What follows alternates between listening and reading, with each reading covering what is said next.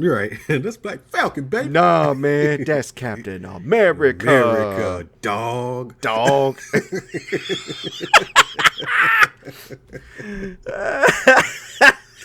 That's Captain America, partner.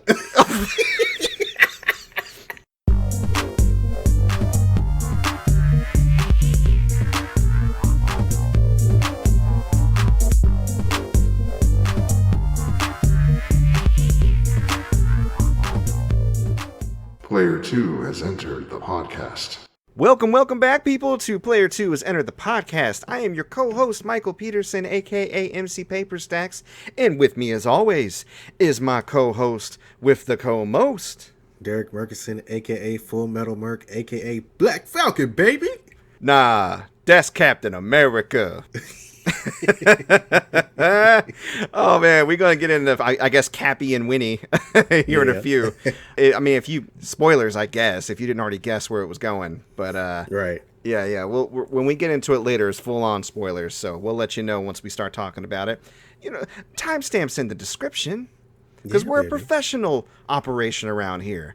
We listen to our shit and put timestamps in there because we love you.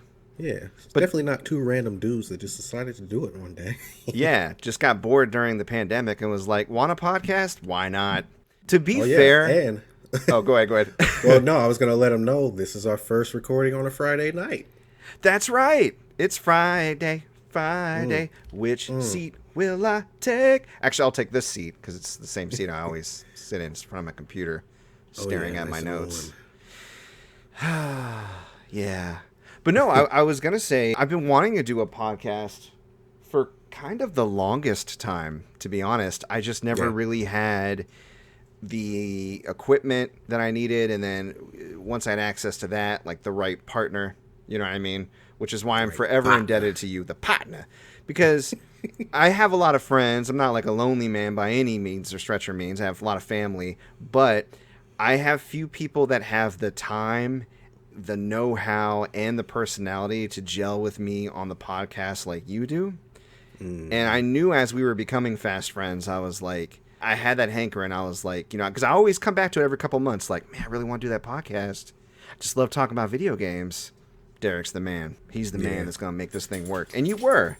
I believe we are running a successful podcast. Our numbers are up. So we have actual fans. People be reaching out. It makes me feel good. I feel like we're finding our audience. Is it a huge audience? No, not by any means.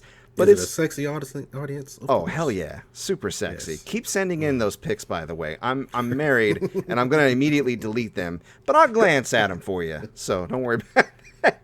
Send the nudes. Send in the nudes. Boys, girls. Cover the moon. Everything. Show me your moon. Take your moon. Cover the sun. We're going to get a bunch of asses covering the sun. Thanks. Right. But yeah, I just want to check in with you this week, see how you doing, man. How's your week been? How's everything going? It's been pretty crazy, man. So on the one hand, business is doing really well this week, and I've mainly been home all week. But the reason I've been home is because everybody in the house got sick. Yay! We caught a bad cold.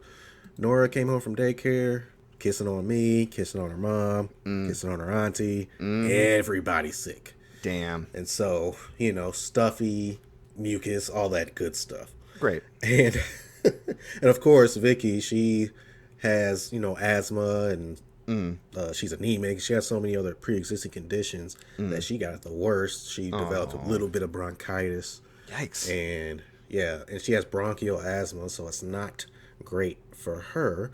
But she did recently just get some antibiotics to take care of that, and she seems to be on the up and up, so it's all good on that front. But man, it is tough being sick. And I don't get sick often. But this time and the last time when I was throwing up and stuff, that's the most I've been sick this consecutively in a long time. I usually get sick like once or twice a year. Right. Like I'm good. And any other time it's just my allergies flaring up. But yeah. Yeah, lockdown's been great for me. I haven't gotten sick at all, except for that one time I got salmonella. Then I got real sick. But, I mean, that's the type of sick. Yeah, the thing with lockdown and having to wear a mask is my allergies never really haven't really flared up since it started because I've been wearing masks everywhere. Yeah, so I'm going to keep this mask thing up. Keep wearing them. Exactly. Masks are dope. I got a mask that looks like it came out of Skyrim. It literally says face mask on it. Gives you the weight, the value, its perks. That's funny. Yeah, every time I go out somewhere, some young dude that plays video games is like, hey, man, that's a cool mask. I'm like, right on, man. Right. Nice mask, bro. Nice mask. Partner. We should put our podcast on the mask and start advertising that. Oh, yeah. Who is that? Player 2? Ready Player 1? What is this? Ready No, Player damn it. 2 has entered the fuckcast. You're now entering the fuckcast. Yikes. Again, send all the nudes to Derrick. It sounds like he's horny for him right now. I will share them. Well, I'm sorry to hear about the fam. I hope everybody gets well soon. What else is going on with you this week? As a lot of people may know, I'm a heavy YouTube watcher. And I watch a lot of other video game resellers on YouTube. And some more prevalent ones, Chase After the Right Price and Phoenix Resale, they do this thing where they buy new Nintendo Switch Lites and they post them up for trade. Okay. And people that are tired of their old games or whatever, they trade them really awesome shit. And I'm like, let me get in on this. So I bought a Switch Lite. It's a pink one. It's very nice, brand new. And I was like, hey, guys, I run an online video game store. And if you want a Switch Lite, trade me some stuff and we can work it out. So this person sends me some stuff. He's like, yeah, I got 2 DS Lites. I got Pokemon Crystal, Pokemon Sapphire. And I'm like, okay, that sounded real good, but I need a little bit more. Okay. He's like, yeah, and then he sent me 9 pictures. And it's got like PS2, Xbox, GameCube stuff. Now I'm going to run down the list of GameCube stuff. Okay. Soul Calibur 2, Mario Kart Double Dash, Bloody Roar 3, Resident Evil 0, Final Fantasy Crystal Chronicles, Luigi's Mansion, Metroid Prime, Legend of Zelda Twilight Princess, Super Mario Sunshine. So, you know, bangers, already, all of them. Yeah. Right, already my pee-pee's getting mad hard. Here we go again with your pee-pee.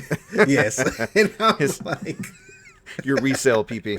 My resale pee-pee. I'm like, you got a PS5 pee-pee and a resale pee-pee. and he's like, I'm like, oh yeah, all that looks good. Are you willing to trade all of that? And he's like, oh, my wife just told me she wants to keep all the GameCube games. I'm like, no. That's what made the deal good. Rough. But I might still do it. He's got some original Xbox games he's got to send me pics of. That's messed up, But still, man. You know, even with the other stuff, it would still be a nice little come up. I might double up on it, but yeah, I was like, man, this is crazy. I thought I was about to hit the mother load.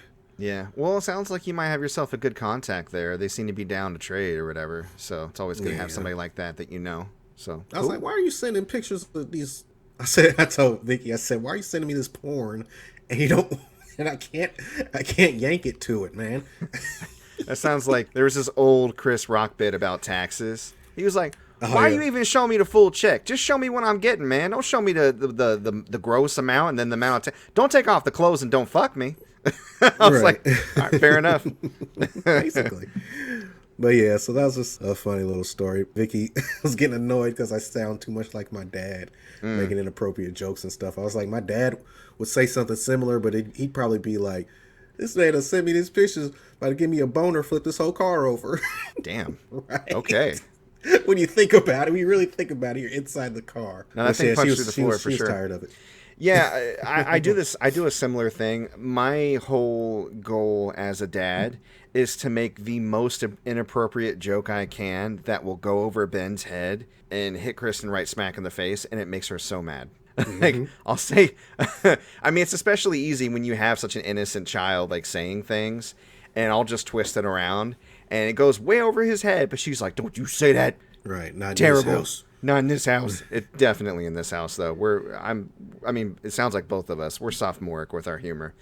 So, yeah, no, I never pass up an opportunity to make a based joke to make my wife go, which is weird because, I mean, we've been together over 10 years. You figure, I guess this is what keeps it fresh, you know? Can I top the last thing? Can I surprise her even more? So far, yes. Yes, I can. Now, is this some shit I would say out in public or in a public space or to people I don't know too well? Hell no. They would think I was a psychopath. Right. I say some ill shit around the house. Please don't bug my house, feds. Oh, yeah, here's another thing I said. I said, man, I was about to fill this whole car with cum. Oh, my God. Yeah. Maybe keep that off the podcast, too. I don't know. Right. Yeah, no. Well, that's cool, man. Well, I had an okay week. It's been a little stressful. My dog is approaching 16, and usually the cap for his breed is 15, and he's slowed way down. The vet says he has bones fused near his tailbone and near the top of his spine, so it's making him difficult for him to walk, and it hurts him a lot. He's got arthritis, so we just started giving him pills for that. He has not eaten consistently or pretty much at all in the last couple of weeks. And it got to the point where we called the vet to see, like, is it time? Like, is he just done? You know? And we got some good news from the x-ray. He had actually swallowed a stuffed animal, like almost whole, and it's blocking him and giving him a lot of gas, so it makes him not want to eat, makes him nauseous, but he can't really pass it. So they gave us some medicine to alleviate his nausea, also to alleviate his arthritis, and to help him pass the animal all at once. Problem is, he won't eat. And I'm talking, at this point, nothing. Like, he would eat a little bit before. He won't even eat chicken, which is his favorite food. I cooked up chicken just for him. He won't eat peanut butter. He won't eat bread. He won't eat the gourmet dog food they gave us to give him before we get him back to his dry dog food. Like, nothing. So it's at the point where I think we're going to have to take him to the animal hospital this weekend. And, I mean, regardless of how it goes down, we may be able to extend his life a little bit, but we're nearing the end of our chapter with Kincaid, unfortunately. Not Kincaid. Yeah, my little buddy. Hey. I don't know if did I ever tell the story on the podcast about how I got him? I don't think so. I might save that for another day. Maybe we'll talk about that in celebration of him later on when we end up having to say goodbye. But it's coming close, so it sucks, but I'm glad we were able to give him a good life for the back half. We met him when he was 6 at the shelter. Yeah. And just took to him immediately, and he immediately took to us. You know, the first part of his life was pretty rough. The back part, we were able to give him some love, give him some comfort. So we will continue to monitor him closely and make sure that comfort extends all the way to the end of his life. Cool. So on to some happier news. There is a show that I'm really into that I dig that I wanted to highlight for our listeners. I don't know if you had a chance to see it or not. Well, actually, we talked about it a little bit. You may have seen it, but you haven't finished it. Love, Death, and Robots on Netflix. Mm-hmm. Said you're almost done with it. Okay.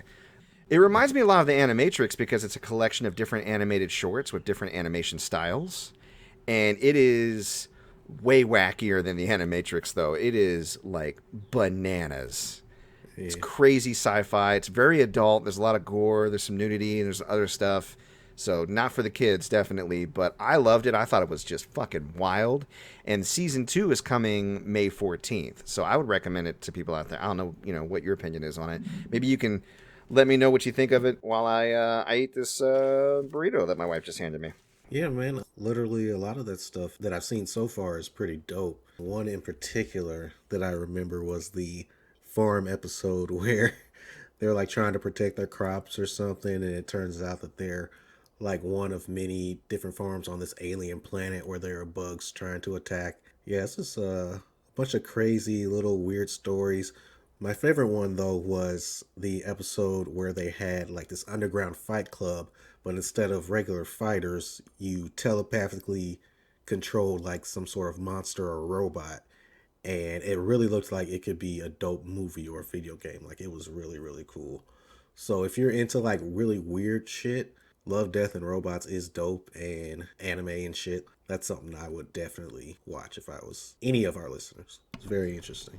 Yeah, that Fight Club thing, with you controlling the monsters, that was like the first episode. That was a good hook. Yeah. That was a good hook. The thing I really liked about it, Black Mirror is kind of like a technology-based anthology, but it's so hit or miss with me.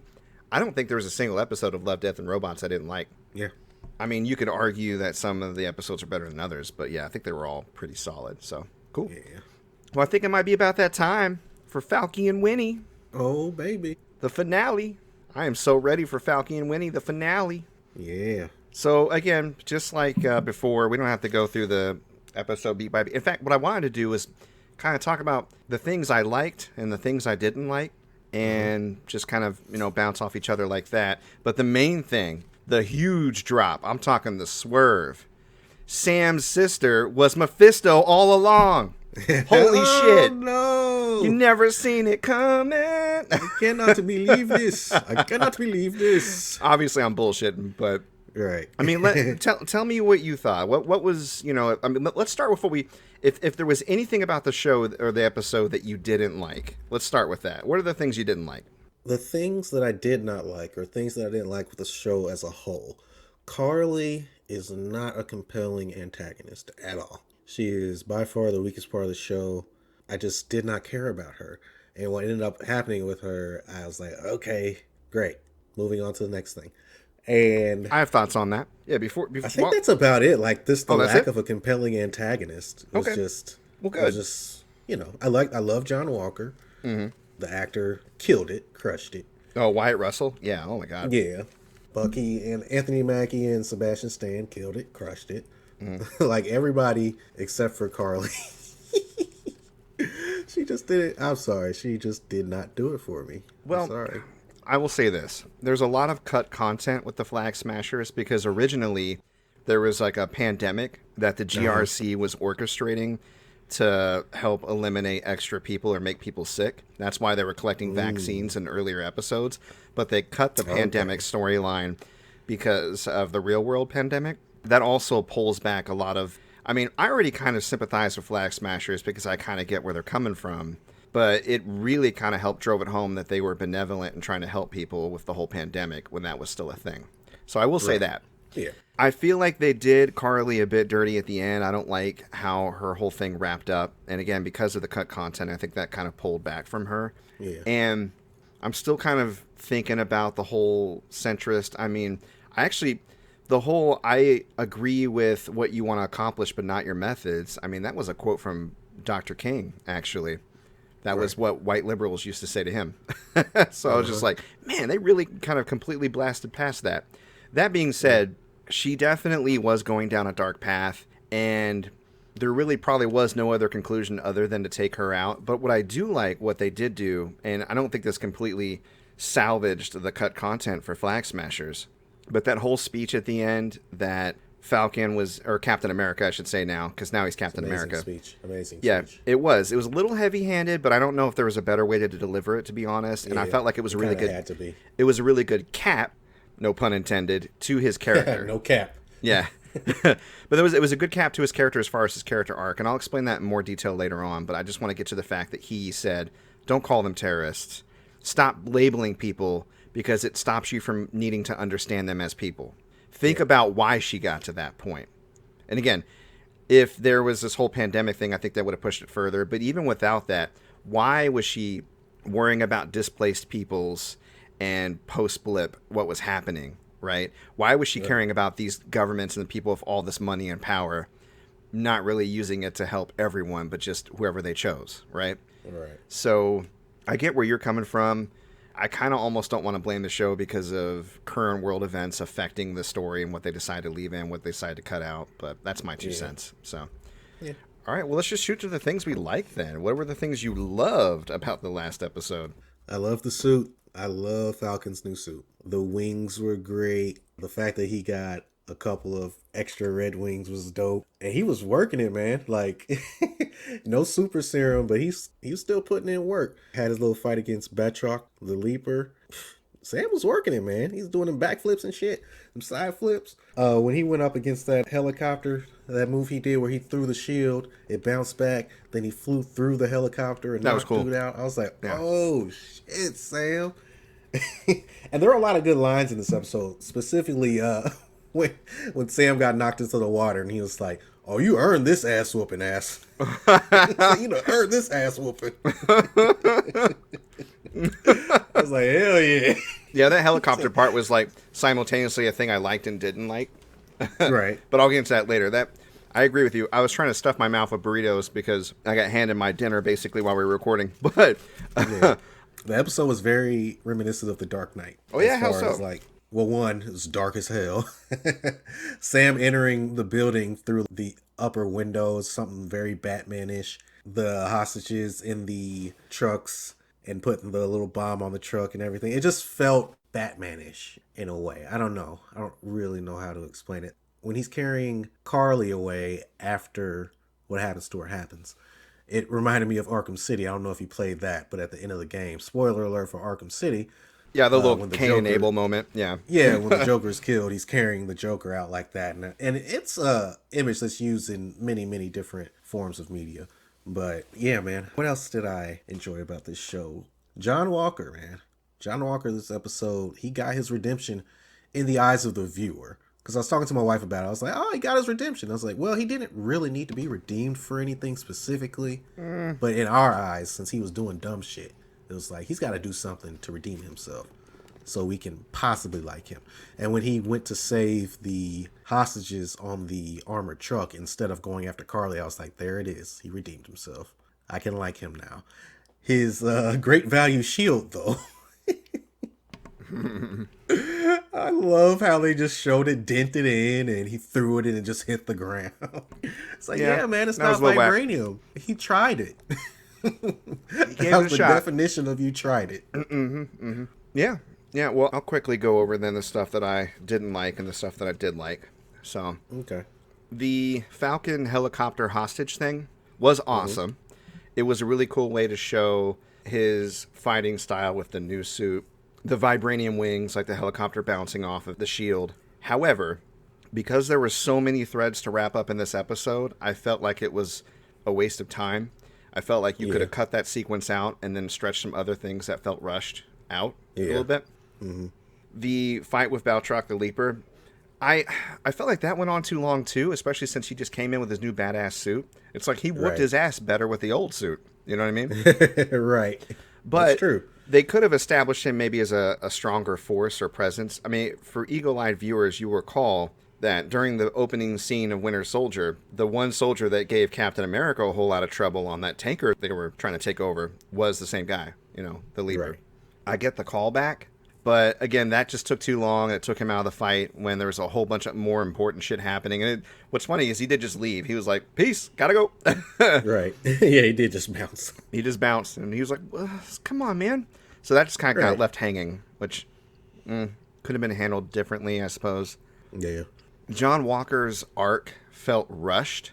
He was this kind of looming impending force at the end of the previous episode, and I expect him to show up and be a little bit more crazy and a little bit more angry, and then maybe he still have that redemption moment, which I don't think redeems him completely. He's definitely kind of iffy and amoral and has a temper that needs to be looked out for.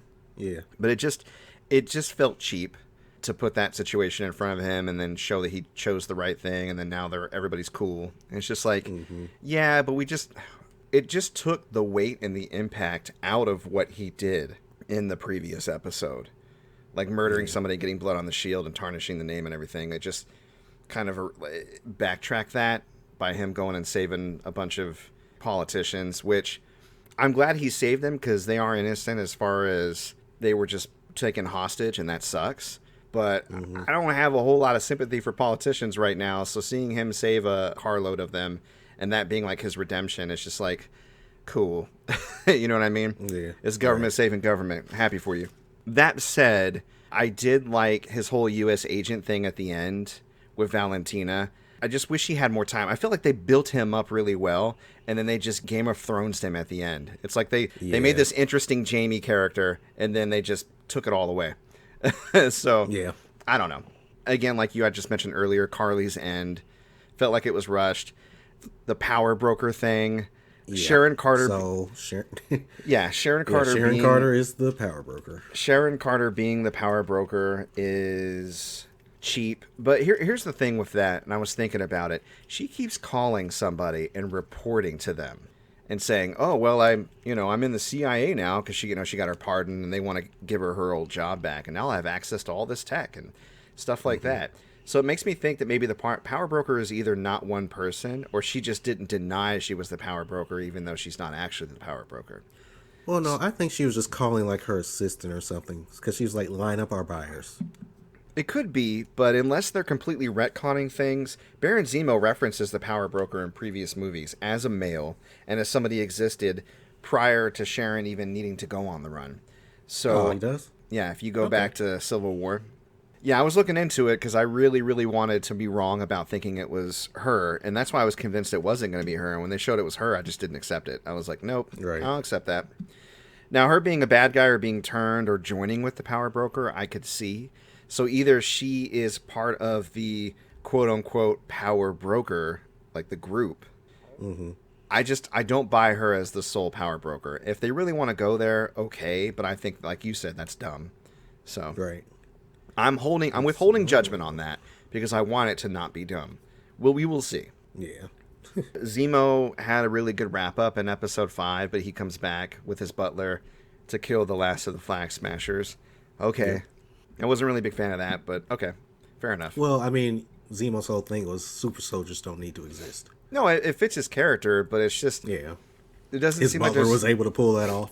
Yeah, it just seems like there's no consequences to him. He's got like a kingpin-like presence from the Raft, of all places. Right. It's like the Raft is supposed to be this big-time super max security whatever, but people break out of there all the time, and apparently they can just run their criminal dealings with an old-ass butler from there too as well. So right under the nose of everybody around them being Flag Smasher sympathetic. Like they even closed the door of that truck before it blew up, and they're like, "One world, one people." And I was like, "Oh shit, they're going to get away." No, they didn't. Yep, It's like the last thing I didn't like about the episode was Bucky went back to talk to the man whose son he killed, which was good.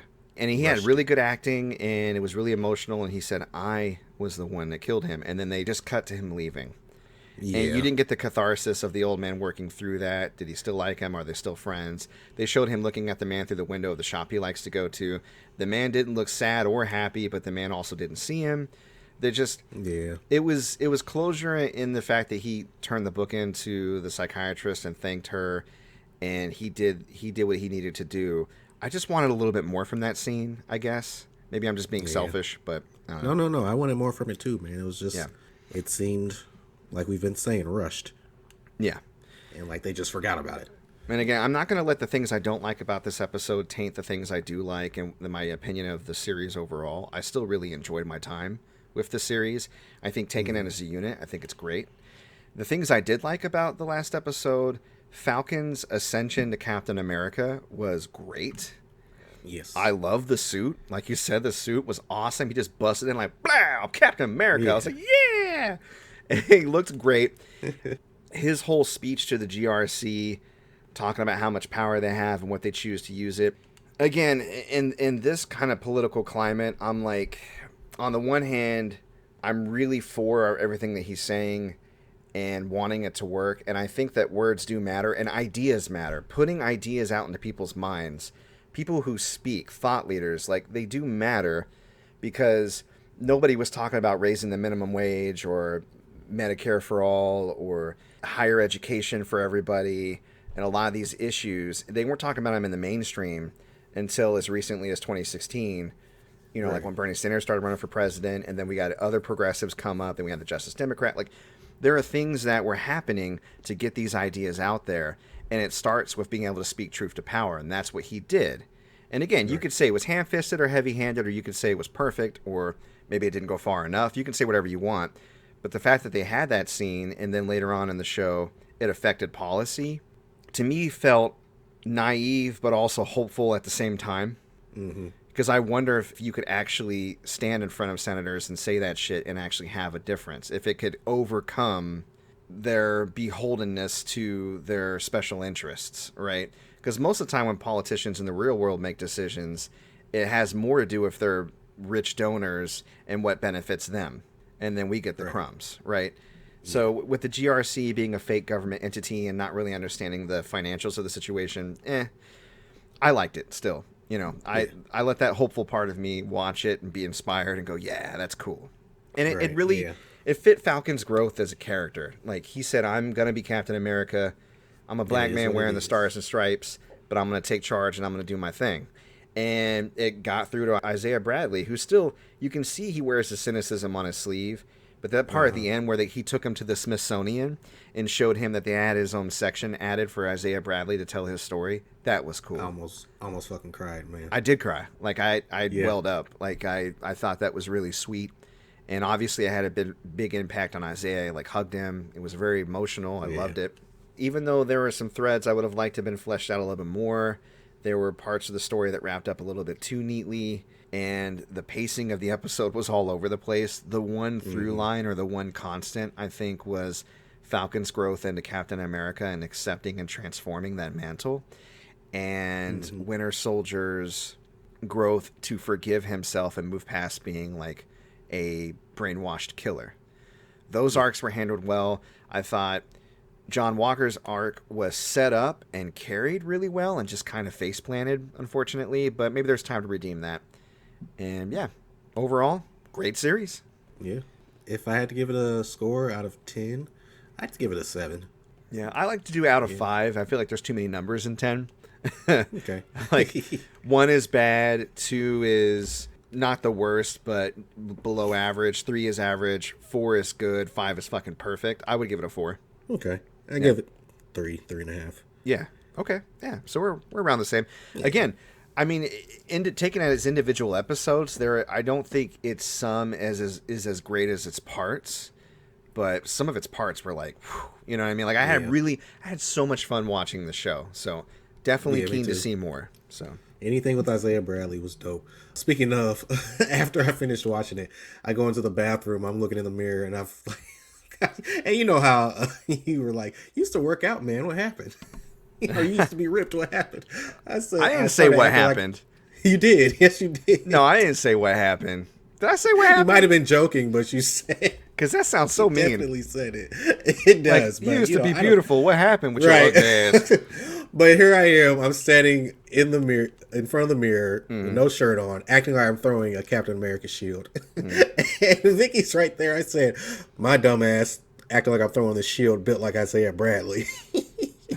Oh, hey man, he threw that can of Altoids or something through the wall, whatever it was. He sure did, man. But that shit was hilarious, man. I was really practicing too. I was like, yeah, I'm gonna give me a shield. I'm gonna give me the stars and stripes, and I'm gonna be a Black Captain America, baby. Yeah. Oh yeah. Black Falcon. Right. Yeah, that's Black Falcon, baby. All right, man. Well, good. I'm glad we both kind of. It sounds like we landed in a similar spot on the show. So yeah. Enjoyed watching it alongside my friends, and I'm looking forward to hearing what friends of the show, other podcasts, what they think, and kind of the general discourse. That's been one of the funnest things about these Marvel shows, is just the discourse around them. Yeah. Really enjoying all that. So, all right, well, let's get into what we've been playing this week, man. You been playing any video games this week in between throwing up? Right. Yeah, I played a little bit of Persona 5 Strikers. Okay. I beat the 3rd jail, and like you said, I ended up feeling really bad for the monarch of that jail, man. Right? It was kind of fucked up how they did it. Yeah. But so yeah, it was a lot of fun. What's interesting about it, because I actually rolled credits on it this week, these are the lightest of light spoilers. I don't think they really are spoilers. It's just kind of giving you the ratio of the game.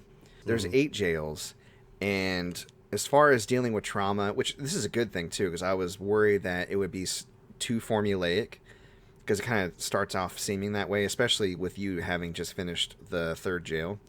There's really only 4 jails that deal with a monarch that has a traumatic past.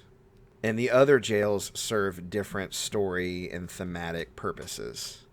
The other ones are just dicks. Well, the other ones may or may not even have monarchs. That's what I'm trying to say. Like, as far as the secret to the jail and why it exists, completely different outside of the 4 that have monarchs and therefore trauma. Okay. And the 4th monarch is hugely tied to the story, so you'll see who they are and what that's all about as well. So okay. So yeah, but the game itself, taken as a whole, it is really solid. It's an awesome experience. I probably spent about, I want to say 70 or 80 hours in it, but only half of that was like advancing the plot. The other half was just fighting and having fun and grinding and stuff like that. Okay. So it's not like I was going to say, it's not a hugely long game if you don't want it to be. I racked up so many hours just doing side quests and grinding and fighting for fun and learning the characters, because I really enjoy the fighting system in it. But yeah, it's a great Warriors experience. So if I had to rate the game, again, 4 out of 5, maybe in a 4.5 out of 5, like almost 5, not quite 5. Pretty close. Okay. All right, well, I did play a few other games. I'd mentioned last week that I was going to try out the Resident Evil Village demo that dropped. Here's the thing, though. I noticed this when I looked at their showcase. we're dropping the demo early for PlayStation owners, and you can only download it between this time on this day and this time on that day. Cool. I did that. And when I went to go play it, what I didn't realize is you could only play it for like 24 hours, and then it's online only or something. So if you go try to play your downloaded copy, and I did it, I think like 12 hours too late, it just tells you no.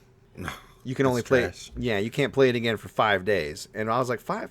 You know what? Fuck you. I'm not touching this game again until it comes out. I'm not playing into that. Timed demos are stupid. If you're going to put the content together and make the decision to release it ahead of time, don't tell me when I can play it. Don't dictate my schedule to me. Kiss my ass. You know what I mean? Yeah. I'm not a fan of that. Now, it's one thing if you want to drop the demo in maybe like for a week and then pull it completely because you just want to give people a taste, but you don't want to maintain it out there or whatever. I kind of understand that. But this whole, you only could do it between the 1 p.m. on the 23rd and 2 p.m. on the 24th, and if you don't get to it, fuck you. Guess you'll have to wait a week. And it's just like, no, I'm not playing that game. I'm not pulling out a calendar and making notes just to play a demo. You know what I mean? Right. So, speaking of industry bullshit I'm not a fan of, I haven't talked about this because I haven't actually picked it up. I was wanting to play Outriders with everybody, but I think that's something we need to put on hold because I know that you and AD and GP in particular, the other guys we talked to that were interested in playing the game, would probably rather pick it up on PS5. Yeah. The thing is, though, it is online only, I heard, and it's having server issues, especially on the PlayStation side. And I don't want to support that either, to be honest. To me, you should have an offline mode for the game. Obviously, if you're multiplayer, it's got to be online. And if you're having server issues, I mean, whatever, work it out, I guess.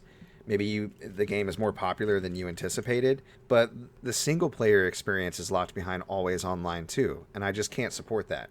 Yeah, that's no bueno. Yeah, so I'm really soured on Outriders. I'm a little soured on Resident Evil Village, to be honest.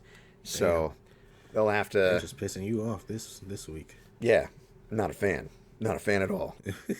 But I did play another game that came out recently. I saw... you remember we were talking about how House of the Dead's going to come out on Switch pretty soon? Yeah. I saw a game that was being sold for like $20, and it came with like a little rifle peripheral that you can put your Joy-Cons into. It's called Chicken Range. It's like you shoot chickens. And I was like, this looks dumb, but it's cheap. And it'd be a good way to try out the shooting capabilities on the Switch. I'll buy it. Big mistake. Chicken Range is the worst piece of shit I've played in a long time. They just take the cheapest, most simple drawing of a chicken and just move it across the screen, and you have to hit it multiple times, and it makes a little chicken noise. And if you don't hit the chicken before it goes all the way across the screen, they'll, obviously move, more and more and more throughout the level. It'll throw egg yolk at the screen, obscuring your view. And the sound design is annoying. The music is bad. The aiming and shooting is bad. The feedback is bad. Everything is bad. It's just bad. Oh, yeah. A terrible game. So if you were, for some reason, eyeballing this very obscure game that I don't think anybody's even heard of, called Chicken Range on the Nintendo Switch, save you money. That's all I got to say about that. For funsies, I decided to re-download Grand Theft Auto 5. I was just missing the story. It actually saved my save game from the PS4 version. So when I loaded up, I was in Franklin's penthouse and I had like billions of dollars. And I was like, oh. Because I play a stock market in the stonks. Right. And Grand Theft Auto, if you play your cards right after you hit the Fed, man, you can make that money work for you. But yeah, I started it over and just started like a story kind of style playthrough of the game. And yeah, it holds up. It's got me even more excited for... Oh, go ahead. Can you believe that game came out in 2013? No. I mean, obviously, this isn't the 2013 version. This is the... Right. I think it was 2 years later. But still, I think it's 2015. That's... Like, it came out the month and year that I got married. Really? Yeah. That's cool. I took it on our honeymoon. I bet you did. Yeah, I did. You want to know a game I played on my honeymoon? You want to try to guess? This is 2010. Oh, 2010? Yeah. Shit. Man, I don't know. Deadly Premonition. Ooh. I was Twin Peaksing it up. Deadly Premonition, 360. Good times. I was trying to explain it to my wife, who had barely seen any movies or TV, like trying to compare it to Twin Peaks, and she was like, "What's Twin Peaks?" And I'm like, "Well, I give up." Right. There's really no other way to describe that game, to be honest. Right? I gotta go out and get some cigarettes. I'll be right back. Right. No, it's fine. She actually really likes Twin Peaks now. She came around. We never got a chance to finish the show together, unfortunately. Maybe that's something we'll get around to. But I always, whenever I try to rewatch it, after the first time, I always lose steam after the first season. I don't know why. Mm-hmm. I don't know. Have you ever seen it? No, I've never seen it. It's a classic. It's definitely something you should check out. It is wacky and weird. I honestly think that if you watched it with Vicky, the two of you would enjoy it just for how stupid it is. But it's stupidly awesome. Okay. So, yeah, you can let me know what you think. All right. Cool. The only other thing that I would have played this week, but again, we're recording on a different night, is Little Nightmares. The Little Nightmares finale, I'll probably be finishing that game, will be happening as of the day of recording tonight. When people are listening to this on Sunday, I will have already played it, of course. And I'll probably be moving on to Little Nightmares 2 next week. But for now, this is where the cutoff is. So next week, I'll be talking about my last episode of Little Nightmares and how that went. Okay. Now, Pokemon Diamond, the Nuzlock, we're at part 7 now. And things are getting serious. So let me tell you all about it. All right. I headed to the Velour Lakefront after that big explosion. And I saw that Team Galactic set off a bomb and blew the water the hell out of that lake. There were flopping Magikarp helplessly flailing everywhere. It was crazy. I fought Galactic Grunts until I ran into Commander Saturn, and he led with a Kadabra. Easily took that guy down with just one crunch from Jubilee. And he brought out a beefy Toxicroak whose levels were really high. And I brought out Bimmy because Bimmy has Magnitude, which, it's good against poison. Right. And he did well. He led with a Magnitude 7, which is kind of rare, and then an 8, which is really rare. And that caused Toxicroak to use his Citrus Berry on the first turn, and it left him with like a sliver of life on the second turn. Unfortunately, this Toxicroak knows Revenge, which is a fighting move. Yeah, and he's fighting type. And fighting is effective against rock.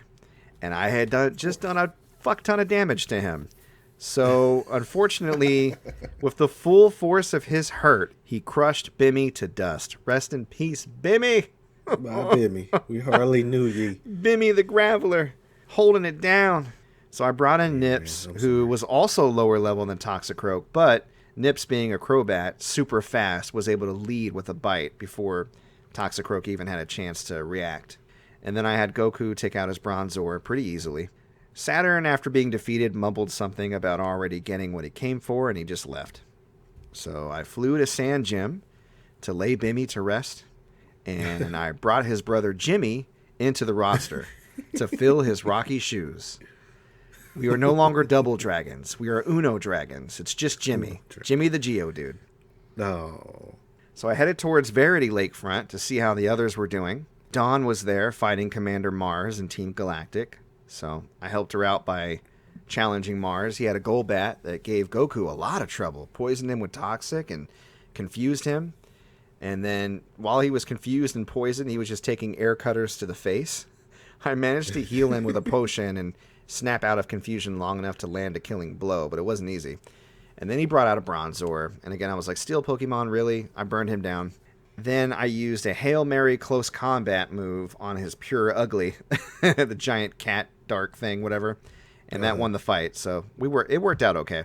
Afterwards, Mars said they already caught all the legendary lake Pokemon, Mesprit, Azaleaf, and Uxie, so he just left. And I'm like, why are you guys sticking around long enough for me to fight you if you've done the thing? Already, right, leave. I guess. They just want me to get experience points so I can whoop their ass, I guess. I don't know. Oh, yeah. Professor Rowan mused out loud that it's great that we were unharmed, but he was a little bit worried about my rival at Lake Acuity. It's way up north past Mount Coronet, which I haven't traveled north from yet, so I went ahead and grabbed some more supplies. I healed up, and I set out towards the final lake. The lower level of Mount Coronet was home to some high-level Pokemon. I actually ran into a Graveler while I had Jimmy up front, and Jimmy was not ready. So I went ahead and switched in Lazarus, my Badoo, thinking, he can take the hit from Graveler and just use Mega Drain as a 4 times effective move to one-shot Graveler and gain back his lost HP, right? Graveler decides to use Rock Blast. He gets in all 5 hits because it's a 2 to 5 hit move. One of those hits is critical. Completely destroys Badoo. My second Badoo is dead. Damn Lazarus did not live up to his name. No, he's done. So I left again to bury Badoo, and I grabbed Guella DeVille, the Shellos, from the daycare center. Guella had gained levels all the way to like level 30, so Guella fit in just fine. I trudged all the way back to Mount Coronet with a heavy heart, but determined to make sure the sacrifices today were not in vain, and I made it out to Route 216 where it was snowy and hailing, which kind of sucks. But I managed to catch a Sneasel, which was kind of cool, and I named him Ice Pig. Yeah, I love Sneasel. So we have Sneasel the Ice Pig. He's not in the main crew yet, but I got him. I fought trainers and waded through the snow that got deeper and deeper on my way north, and then by Route 217, the blizzard had intensified and I could barely get around. But I did catch a Snover and called him Snowbeard, and I finally got to Lake Acuity, or the Acuity Lakefront, and I caught another Sneasel, and I named him Featherman. And Team Galactic was blocking off the entrance to Lake Acuity, and they wouldn't challenge me, so there's not really much you can do if somebody won't fight you with Pokemon. You just kind of have to leave. Right. Snow Point City's right next to the lake, though, so I stopped in Snow Point, I healed up, and I started challenging the gym. The gym's one of those stupid, like, slide block puzzles, because it's made of ice, because it's an ice gym.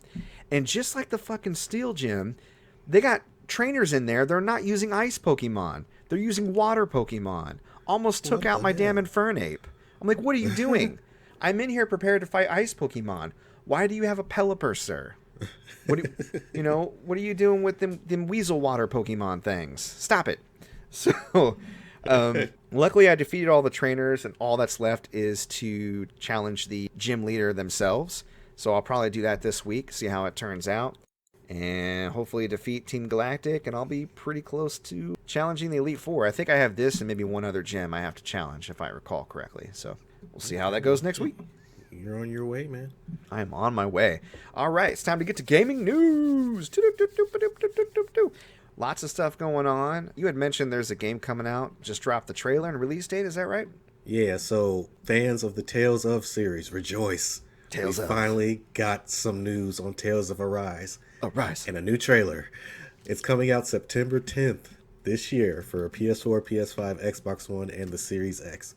I cannot tell you how big of a fan of this series I am ever since I first played, I think it was Tales of Grace's F back in 2013, I think. And I never looked back. I've played every game since then. I went back and played Tales of Symphonia, Tales of Xillia, Tales of Xillia 2, Zestiria, Berseria, like just so much Tales of. It easily, quickly became my favorite JRPG series. If you're a fan of action RPGs, pick it up whenever you see it, because they are going to be harder to find, especially with these PS3 games kind of skyrocketing in price. So there's, I think, Symphonia, Xillia, and Xillia 2 are all on PS3, and those are some of the best Tales of games. Cool. So definitely be on the lookout for those. I happen to have those. I have a lot of Tales of games for having not finished a single one. I can't really get into them for some reason. Yeah, I mean, I really tried with Berseria because I heard it was kind of edgelordy, and I'm into that, but I couldn't. I don't know. It's just, is it one of those stupid RPGs where you have to play it for 20 hours before it gets good? Because it feels like it is. No, it's just you have to be in the right state of mind. Tales of games are very anime, and not like your type of anime, but the cliche, tropey anime.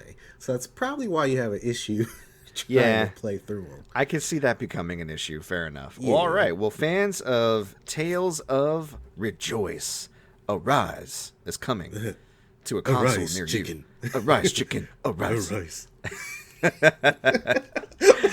Oh, Aqua Teen. Oh, I love you. The best thing that come out of Aqua Teen is the opening of the Aqua Teen movie. Don't talk, watch. Right. Oh, I love that. Anyways, we talk about Aqua Teen. That's a whole other sidebar. All right, well, Mortal Kombat, the movie, the new Mortal Kombat.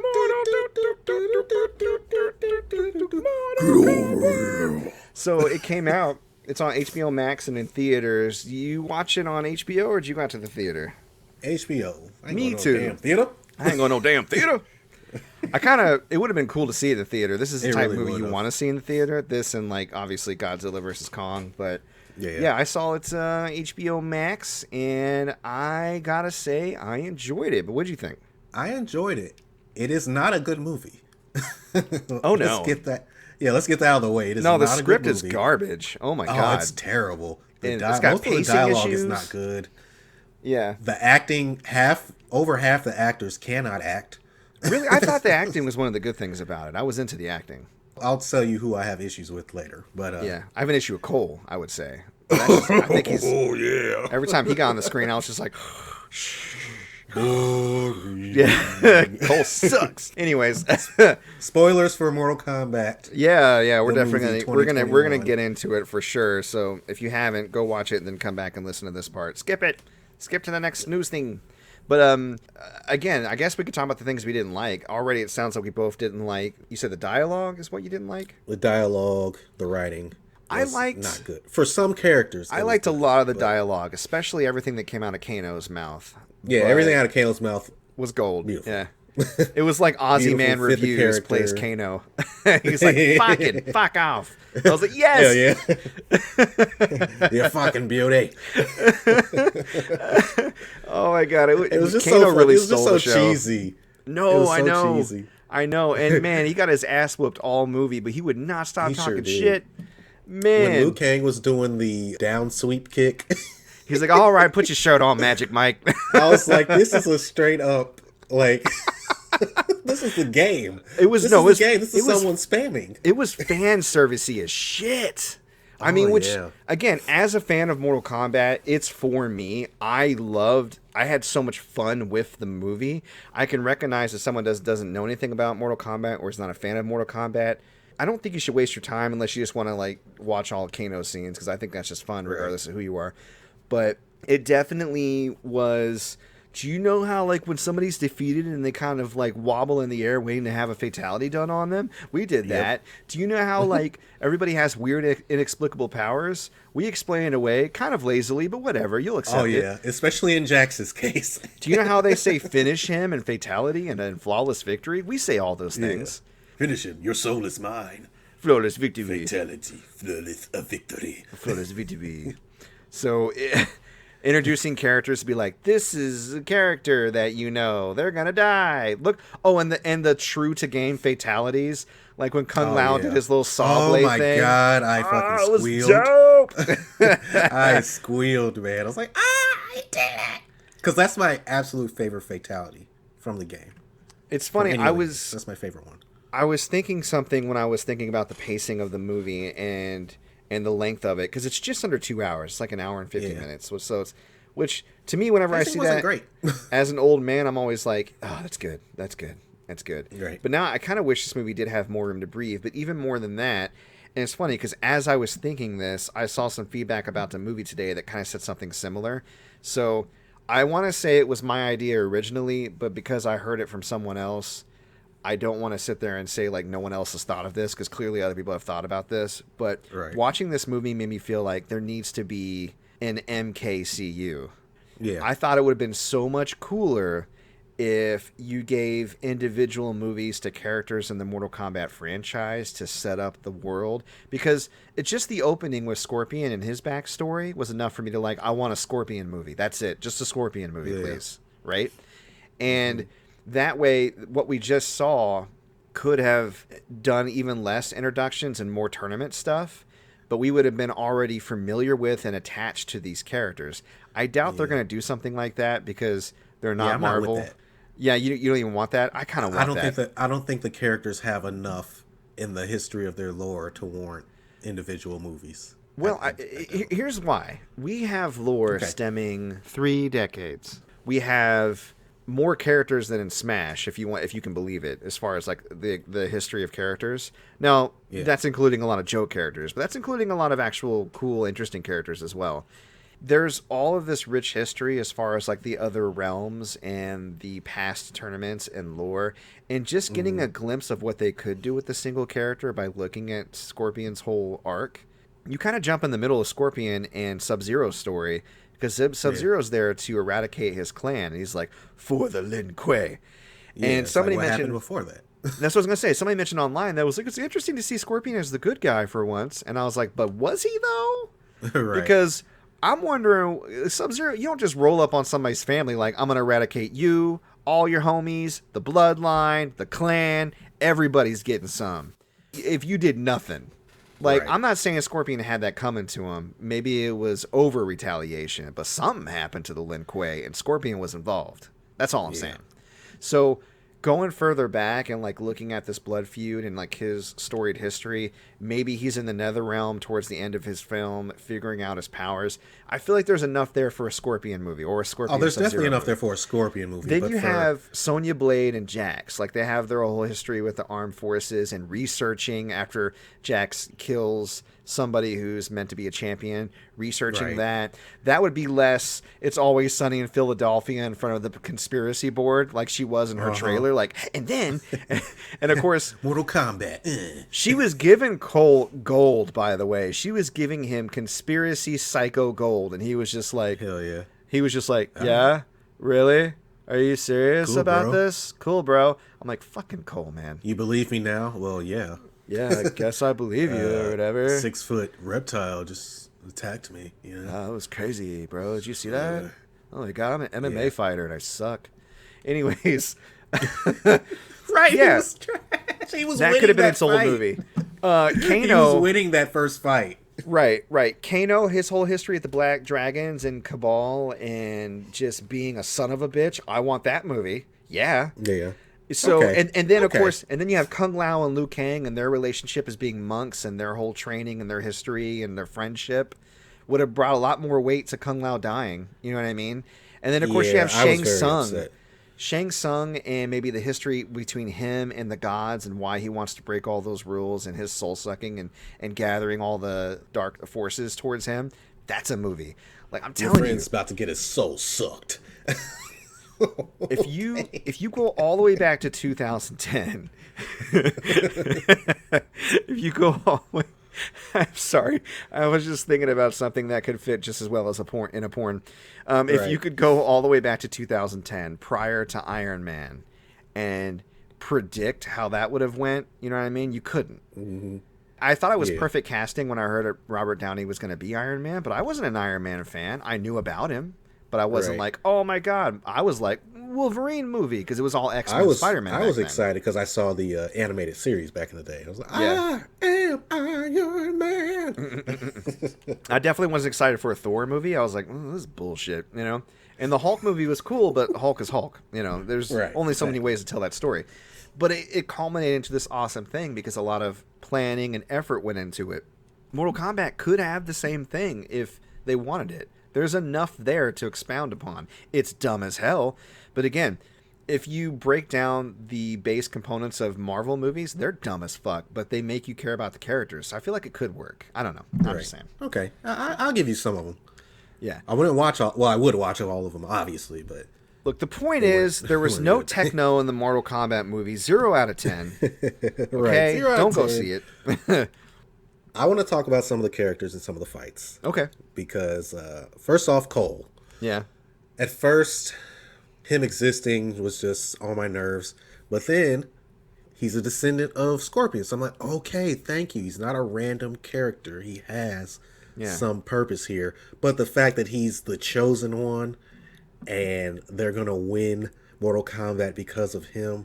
You have so many characters that you can draw from this lore. You have like, I don't even know, like 100 or so characters that you can put in this movie to form the plot around, and you make up a character.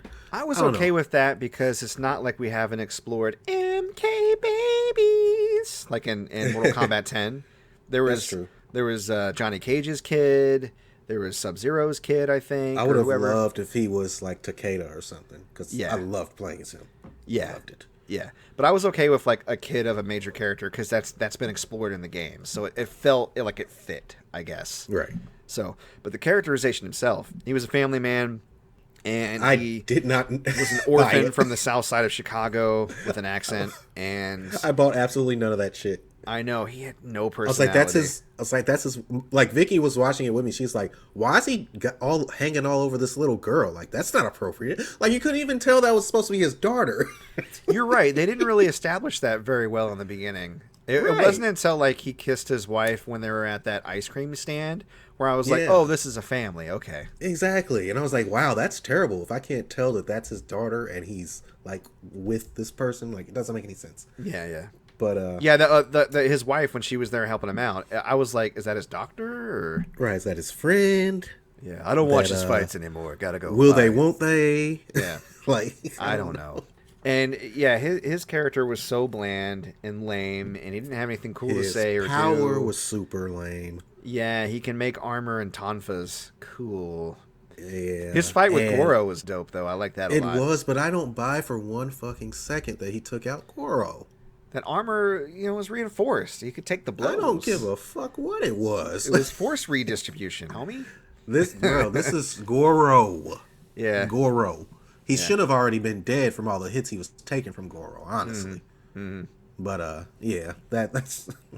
I did like how his wife stepped in with that axe. She's like, "Fuck this," and she ran up. Yeah, fuck this shit. And swung an axe into his side. I was like, "Yeah, don't be a damsel, help out." Mm-hmm.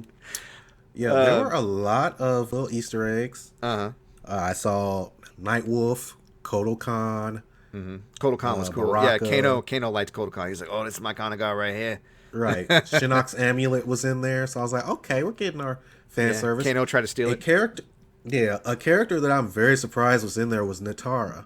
And Natara is the vampire outworld assassin. I was just like, they put Natara in this? Yeah. What? And then they took her back she's out. Not.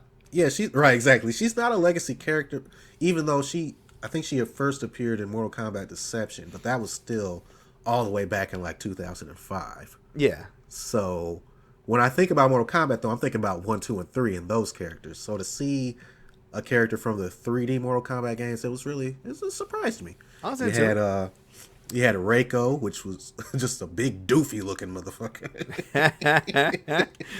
Yeah. I was like, who is this supposed to be? Reiko? Okay. All right. I guess. That was a little bit of a stretch. I'll give you that. Cabal looked good, though.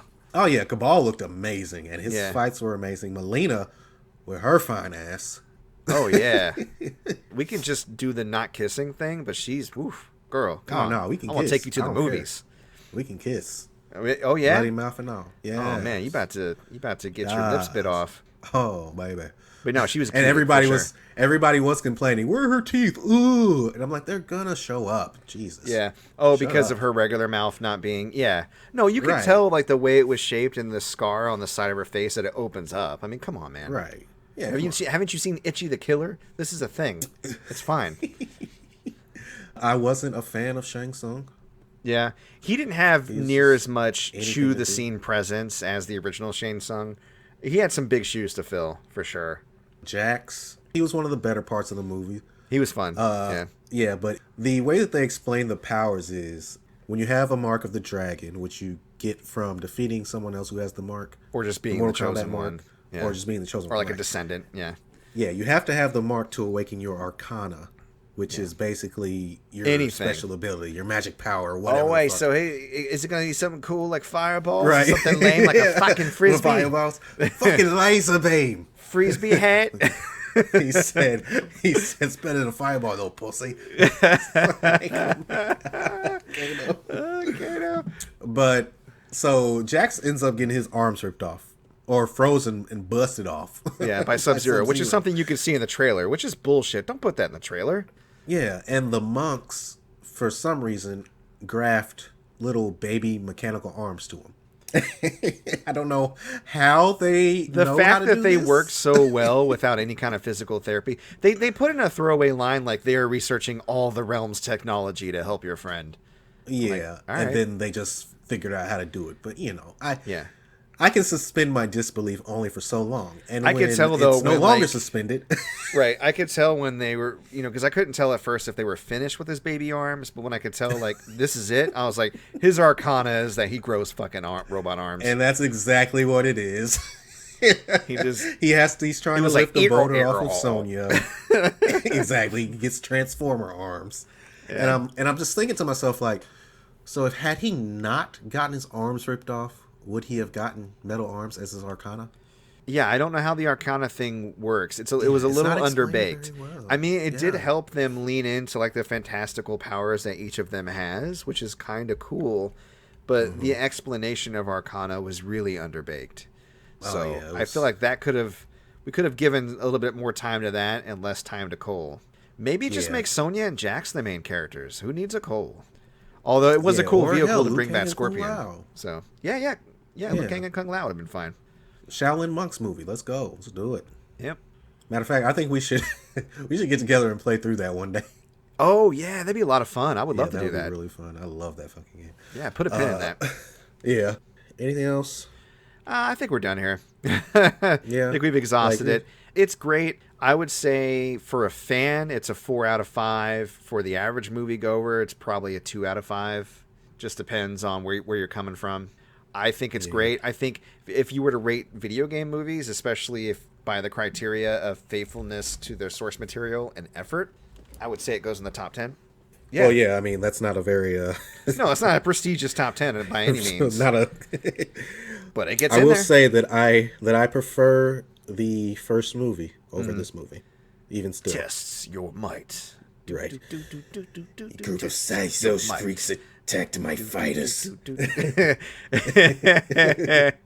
Oh, my God. The original Kombat Raiden. It's not about death, but life. Christopher Lambert. Mortal men and women defending the realm of Earth.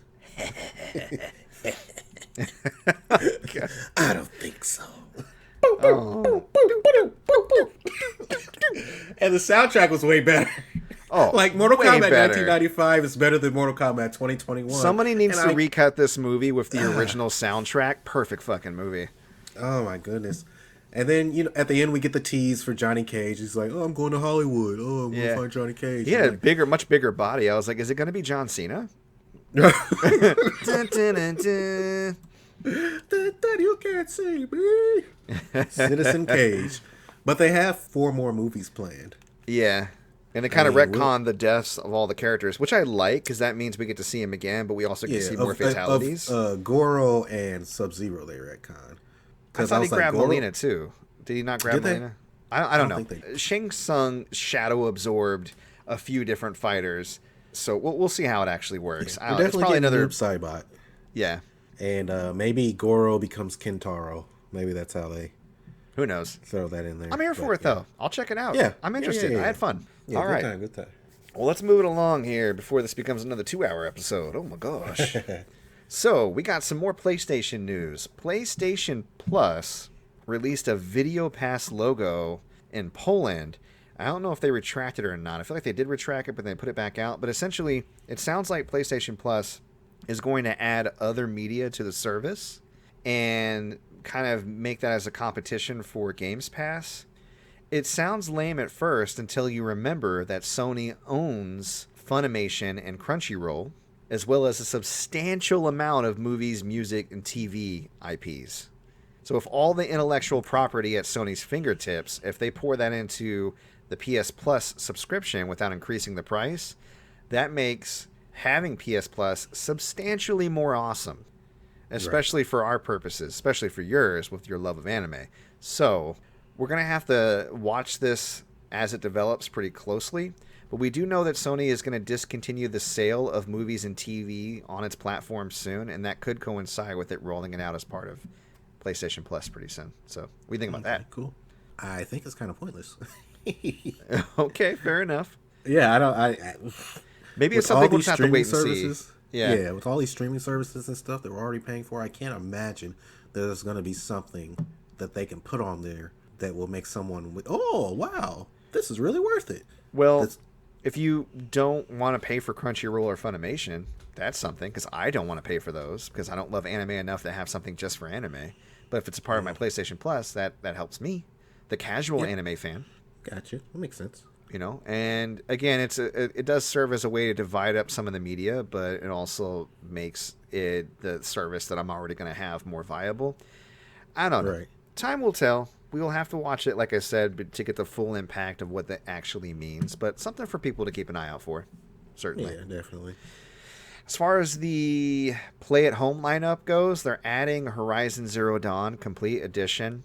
Now, just a reminder, similarly to PlayStation Plus, you have a limited time to download these free games. So you don't have to have a subscription or anything to get the play-at-home lineup. But the games that we've announced in the past have already aged out, I think. At least I think they did yesterday. Mm-hmm. And Horizon Zero Dawn will be available up until May 15th. I don't have the DLC for that, so I'll probably download it just so I can try out the DLC. But yeah, I think what they're doing, just throwing people some games to play and not having to be a part of any subscription service, that's kind of cool. Yeah. I'm into it. So, bonus. Yeah, I'm with it. PlayStation 3 and Vita stores. We had announced that they were closing. Well, now they went back on that. They said a number of you have shown displeasure with this move, and we decided to keep the stores open. Not for the PSP, though. Fuck you, PSP.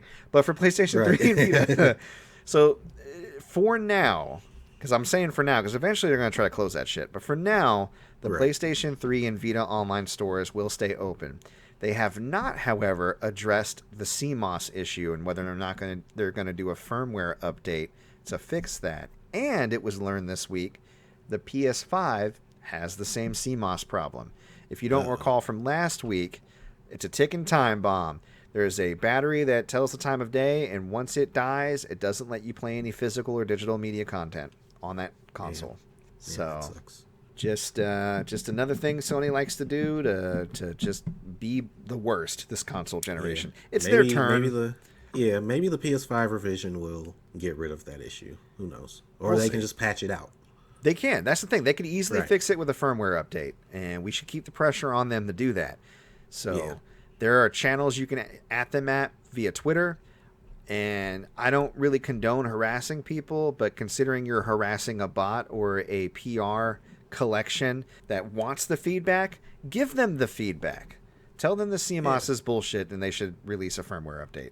Tell them Xbox is way better, even if you don't believe it. I don't believe it. Not yet, but I might believe it pretty soon if they keep acting the way they're acting. So, hell yeah. All right, Derrick, my good friend, I just need to know, this week, what you feeling? I am feeling DC Titans on HBO Max. Okay. It is basically a dark and gritty telling of the Teen Titans story, except they're not all teenagers. So you got the leader, Dick Grayson, Robin. He's 20-something years old in this. Starfire, about the same. And Raven and Beast Boy are teenagers. And so far, the first season, it's moving along okay. Like, it's not an amazing show, but it's just something that keeps my attention. The action is really dope. It's very, very gory for a DC property. But yeah, just like Doom Patrol before, Doom Patrol actually spun off of Titans, which there is an episode called Doom Patrol. And it's really funny because some of the characters that are in the actual Doom Patrol series are portrayed by different actors in this episode. So it kind of throws it off since I watched the series already. I was like, that's not the Chief. That's not Mr. Negative. What's happening here? Yeah. Or Negative Man. Yeah. So yeah, I'm really I'm digging Titans right now. It's got 2 seasons so far, with a third one on the way, I believe. And I mean, we'll see where it goes. I'll let you know how I feel about the whole series when I finish it. But yeah, that's what I'm feeling. What are you feeling, Bearable? I'm feeling some Japanese style cooking. So we've been playing Persona 5 Strikers a lot. And every city they get to, they're like, you gotta try the local delicacy, XYZ. And I'm like, looking up the recipe, like, that looks complicated. I don't know about this. But there was something in Osaka I heard about that I just had to try. It's called pressed sushi. Have you heard of pressed sushi? I have not heard of pressed sushi. I've heard of regular sushi. My wife loves it. I eat it all the time. Well, this might be an easier way to make sushi, and it's kind of interesting. I'm really into it, especially if you don't like the nori wrap. I really like the nori wrap, so I definitely prefer the other way too. And you can add nori to this, but this negates the need to roll sushi tightly in a wrap. And all you'll need is what's called an Oshi Bako or an Oshi Zushi. It's a wooden box, or sometimes they make them out of silicone.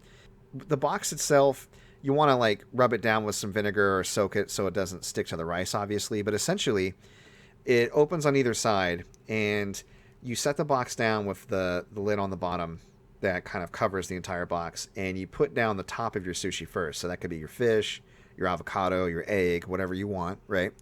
And then you take your sushi rice and you fill the box in the rest of the way. It's like this rectangle.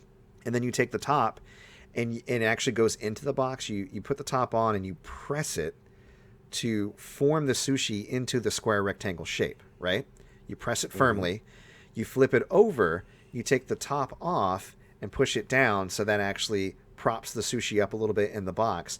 And there's slits on the side of the box so you can cut through with a knife and make your cuts to your sushi while it holds the form. You push the bottom of the box the rest of the way through and you pull the pieces off. Bam. That's it. Nice. Super easy. Super easy. And I've made some pretty tasty sushi with it using just, regular cheapy ingredients. I didn't have to be anything fancy. And just having that little ingredients on top of the pressed sushi, amazing. Mm-hmm. So for those interested, you can probably, like I said, find one of these boxes for $8 to $10 online. They're called Oshi Bako, Oshibako, or just Google search recipes for pressed sushi or Osaka sushi.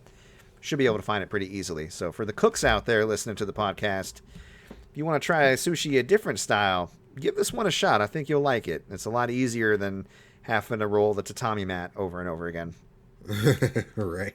So, just saying. Speaking of rolling tatami mats and Japanese things and sushi and feeling nourished and complete, I am feeling a deep well of completion and sadness because this week I have finally finished the challenge! The challenge has been completed. It is time for the final episode of the first run of the Derrick X Mike Anime Challenge! Anime! God damn it! So we are talking about episodes 24 and 25 of Berserk and episodes 63 and 64 Full Metal Alchemist Brotherhood. This is it, people. The finales of both of our shows are upon us. So Derek, I have to ask you one question. Berserk, the whole entire series, was it hype? It was hype and crazy as fuck. Tell me all about it. Okay, so I'm sure I've said this on the podcast before. I knew how the show was going to end already. Right. I had just never seen it in animated form. Seeing it in animated form and knowing how it ends is two completely different things. I knew it would be. I was distraught. It's fucking rough, dude. There's not really a whole lot to say because it's just one giant bloodbath. We ended off with Griffith and the Band of the Hawk all transported to this demonic realm with demons surrounding them. Mm-hmm. Yeah, the Egg of the King activated, and they're in this realm surrounded by demons. Not looking great.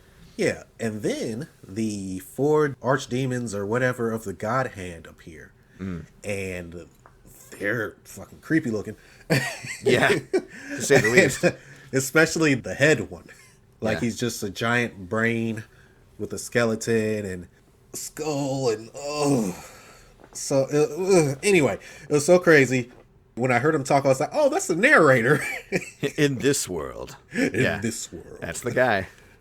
They show up, and they basically tell Griffith that if he wants to ascend to his throne and become one of them, he has to sacrifice every single one of his people. And he's super shocked. He's like, is this for real? Is this really happening? It's of course, he's fantastical bullshit. Like, even for Griffith. Oh, yeah. Everything he's seen, he's just like, what the hell? Yeah, it pretty much comes out of nowhere. And they reveal that all the demons, every single demon used to be a human who had a Baelit, and they kind of went through the same process. Only with Griffith, he's special. He's got the Crimson Baelit. The Crimson Baelit. Yeah. Yes, and he is destined to become the new king of the God Hand and the demon race. It was some really deep shit. They send him on a little flashback journey where they're like, you've built this road on all the bodies of the people who have been a part of your life, and you can't stop here, man. You gotta go ahead and take that extra step, buddy. Go ahead. Yeah, they likened people and soldiers, including that little boy who lost his life. That really affected Griffith. They likened them to cobblestones in the path to his kingdom. Yeah, it was rough stuff. Yeah, and that basically sums up episode 24 because the real shit doesn't pop off until episode 25, where Griffith just fully accepts, you know what? Yeah, let's do this. And he gets engulfed in a giant hand, and Guts is trying to break him out of it. And desperately the God trying. Hand, Yeah, the God Hand is just looking at him like, wow, he tried so hard.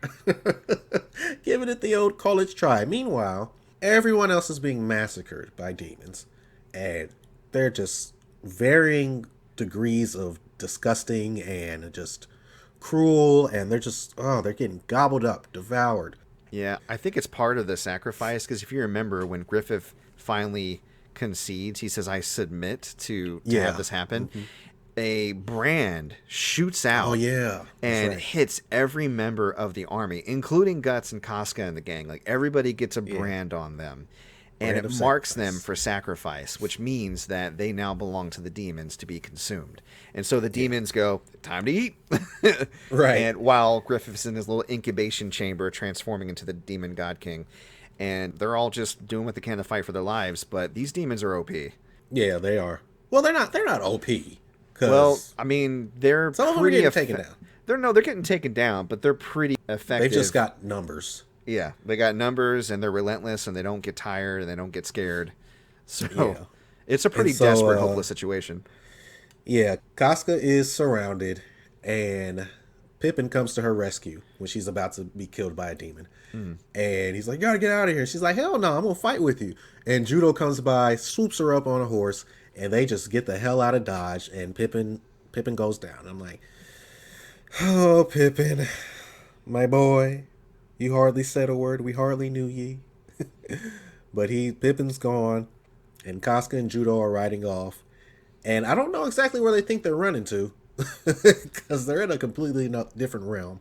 Yeah. But they get attacked by some demons. It does not go well. Judo ends up biting the big one, and I almost cried, because Judo was easily my favorite non-Trinity character of the Hawks. The Trinity being Griffith, Casca, and Guts. Yeah, no, Judo is actually a really great character. Yeah, and his last words, you cry a lot when you're alone, don't you? You can tell that he actually loved Casca, and he wanted to tell her that, but nah. Yeah, in his mind, he was like, shit, were those really my last words? Damn it. Yeah, when Guts came into the picture, that was pretty much donezo. Yeah. But yeah, man, God, Judo, R.I.P. to a real one, because that was crazy. Judo was a real one, for sure. Yeah, and Corcus, he got the wildest death of all. Yeah, he did. He's running from all sorts of demons, and he's just like, this is a fucking dream. It has to be. I'm going to wake up, and I'm going to be back to my normal life before any of this Band of the Hawk shit. He starts walking forward aimlessly, and then he sees a naked woman floating in the air. He's like, a woman! Yes, thank you. And he just hugs on her and buries his head into her bosom, and then they pan out, and of course it's a demon with the chest and midsection of a woman, and of course we know what happens next, but he gets consumed. They pan away from it, and Guts is violently killing more demons, and the God Hand again commenting, wow, he's really fighting against the inevitable here, but keep going, I guess. Yeah, good job. He's such a tryhard. Wow. Yeah, and Casca ends up being captured by demons, and you hear them say, save her for the master, save her for the master. And then they rip off all her clothes, and I'm like, okay. This is getting deep, this is getting heavy.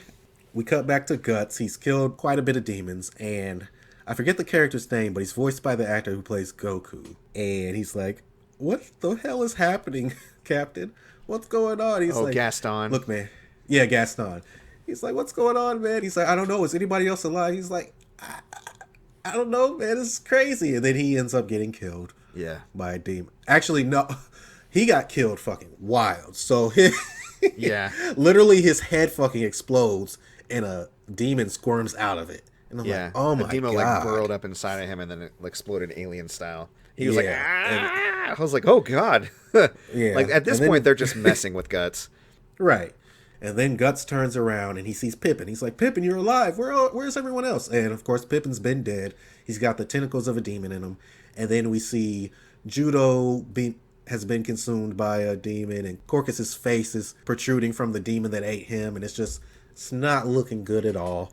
No. And then they're playing with their food at this point. Yeah, Griffith emerges from his cocoon as Femto, a jet black hawk-looking demon. The other demons bring Casca over to him, and he then proceeds to kiss her and rape her. Yeah. While Guts watches helplessly. in horror. Yeah, and he's just bawling his eyes out, and understandably so. It was kind of hard to watch, man. Yeah, no, that's probably one of my least favorite parts. Yeah, I'm not gonna lie. Like, it wasn't overly graphic in that way, but you can tell what was happening and what Griffith was doing. Yeah, they weren't as like, again, the remake movies make it pornographic, which sucks. I hate that about the remake movies. In this one, a lot of it's implied. Yeah, exactly. But the thing that's still so devastating is it's just how he's losing all his friends, his best friend, the girl that he loves. He's being betrayed all over again. His body's being violated while this happens. He tries to go after them, and that demon like bites his hand, and he tries to take the dagger that he has and cut the demon's mouth open so he can get his hand out. Yeah. And when it breaks on his teeth, he starts to take the broken sword and cut his own arm. Yeah. And he does. He cuts his own arm off and runs towards them again, only to be held down and one of his eyes to be pierced, so he can only watch through like his sole remaining eye as this all goes on. I'm like, God, that just sucks. It's the worst thing I've ever seen in media ever. Yeah. And then the episode just ends with Griffith. I think it ends with Griffith staring at the camera and Guts like screaming out. Mm-hmm. And I was like, is there another episode after this? And then there's the end credit scene that shows when he first left the house in the mountains and the blacksmith said, getting a sword. Don't get yourself killed. Yep. And it's like, fuck. That's just after he had made what we refer to as the Dragon Slayer, which is basically that giant, huge sword that he uses in the next arc. Yeah. And what he used to take down the snake demon in the first episode. So. Yeah. So it was kind of an abrupt ending. Mm-hmm. And if this was just for an anime fan that was not into reading manga and stuff, I'd be like, kind of an unsatisfying conclusion to an anime series. But since there is more, the fact is that we just got a continuation in 2016. And apparently it's not great. No. If you have a shot at all, read the manga, because the adaptation is bad. I hear it gets better as it goes on, but I couldn't even barely stomach the first few episodes that I had to try to watch, and I tried to rewatch it recently because it's on HBO Max, and I'm just like so appalled by how bad it is. But this is, to me, what really drew me to this. Like, this is something that's very hard for me to recommend to somebody just because of how dark and dour it is, especially at the end. But he suffers so much trauma, and you can see how he grows and develops through that, from the beginning of his life to his time with the Banner of the Hawk to like its horrible, violent, graphic end. And you just see the birth of an edgelord, because after this, he's just like, fuck everyone and everything. All I care about is killing demons and getting to Griffith, right? Right. And then eventually, of course, we'll start to change over the course of the next arc. But I've never seen somebody earn their edgelord status more than this man. Oh my God. Yeah, So. Not good. He did not go out on a high note. No. So sorry to put you through that, but did you enjoy it overall, or?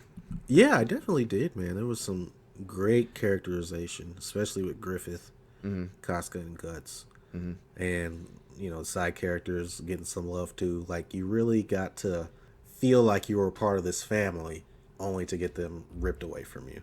Yeah, it doesn't feel great all the time, but it's a story that sticks with you. Like, it definitely sticks to my ribs. Adds a little perspective, too. I'm like, man, as bad as things are right now, at least I'm not Guts. Right. At least there's not Eclipse and demons surrounding. And if he can struggle through... exactly. If he can struggle through everything he's struggled through, I can struggle through whatever I'm going through. But yeah, overall, if I had to give it out of 5, I'd give it a 3.5. Right on. Yeah. All right. Well, let's get to it then. We have Full Metal Alchemist Brotherhood. Last 2 episodes. Oh yeah. Woo. So we're gonna start with episode 63, The Other Side of the Gateway. We ended the last episode, Edward just World Star on Father, pummeling his ass. Father, during getting his ass kicked, desperately leaps towards Greed to try and absorb his Philosopher's Stone. And he does it so quickly, he kind of has a pretty good hold on it. But Greed decides to pull apart from Ling's body to protect Ling's body and his soul, and sacrifices himself using his carbonization ability to go into Father, but then turn Father's body into weak charcoal, basically. Yeah. And Father then, in retaliation, extinguishes Greed's soul. Edward punches through Father's chest, releasing all of the souls of the people of Xerxes. They just kind of blast out of him. And it sends Father through the gate of truth, where he is trapped for eternity. He's back to being the little tiny dwarf in the flask. Uh-huh. And he's just like, what did I do wrong? Talking to the truth. Yeah, he's talking to the outline of the truth. Like, what did I just wanted knowledge? Why wouldn't you join with me? Truth didn't really give him a satisfying answer, just locked him away behind a large doorway to, I guess, never again see the light of day. Yeah, so, I felt bad. I felt bad for him. I didn't. I did a little bit. Nope, not at all. Not at all. I didn't feel. I was like, die. He killed babies. He tore apart families. He destroyed an entire nation. Set to do it again. Learned nothing. At the end was like, what did I do wrong? Fuck that guy. Wrong? Yep. No. Don't need it. Don't need any part of it. Bye bye. So that happened. And in the wake of Father's defeat, everybody is, free to kind of relax, but also to mourn Alphonse's sacrifice. Alphonse giving up his soul to give Edward back his arm and give him a fighting chance. And a Philosopher's Stone is offered up to Edward. I can't remember exactly who gave it to him or tried to give it to him. I think it was one of the Chimera. Yeah, one of the Chimera still has a Philosopher's Stone. Yeah, it could have been. But he rejects it. And then Hohenheim offers his life as an apology for the pain and suffering that he's caused his own sons, and said, as a father, let me do this. Let me sacrifice myself to bring back Alphonse. And Edward's like, nope. Don't you say that, you rotten father. I fucking cried. It was emotional, for sure. I cried at that part. God. It was emotional. Edward then comes up with the idea to perform a human transmutation on himself. And he said, everybody stand back and watch. This is going to be my last one. And I was like, what is he going to do? He performed the human transmutation on himself to take his whole body to the truth. And the truth is like, well, are you going to just offer your body in exchange for Alphonse? He goes, no more of that. He's like, well, what do you have to sacrifice then? And Edward essentially sacrifices his own gate of truth, his gateway, if you will, to his alchemy ability in exchange for his brother. So he can never again use alchemy. He basically turned himself from a superpowered individual to a regular human in exchange for his brother's life. A fair trade, I feel like. Right, yeah. And you don't see it coming either. So you're like, how the fuck is he going to get him out? No, I didn't know it was a thing that you could actually give up, but apparently it is. If only he had learned that shit sooner. So Edward is allowed to go ahead and bring Alphonse back with him in his original body. And he comes back and everybody's like, hooray, your nails are so long. Oh my God. Right. And as everybody's recuperating from battle, Hohenheim returns to Resenbull and goes to the grave of his wife Trisha, audibly expressing his gratitude for having known her and his sons, expressing lament that even after all these long years of life, he doesn't want to die. And then he finally wastes away, kneeling before her grave. I guess he had expended the last of his energy. You could see him kind of crisping up, so to speak. Yeah, getting crispy. Yeah. Later on, he was actually found by Winry's grandmother and, kind of shed a tear for him, and was glad to see him smiling before he passed away. So it was really sad, but... And then the music starts playing. I